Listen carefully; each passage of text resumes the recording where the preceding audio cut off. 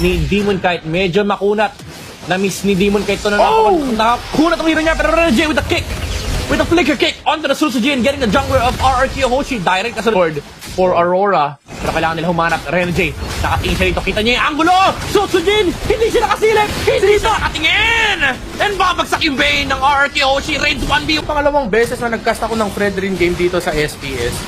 At mukhang magiging ganun na naman yung resulta na pala. Ay, Renegade! 3-man knockoff from the Hitman! Real world manipulation mula kay UA. Pumasok si Tyrant sa kanyang kamatayan! Mabubuhay ba siya with the revitalize? Okay, mabubuhay. Pero natin si Demon Kite! Bumalik na kagad siya din sa may middle lane. nag-entropy na si Skyler, so medyo may senyales yung Aurora na para lumaban.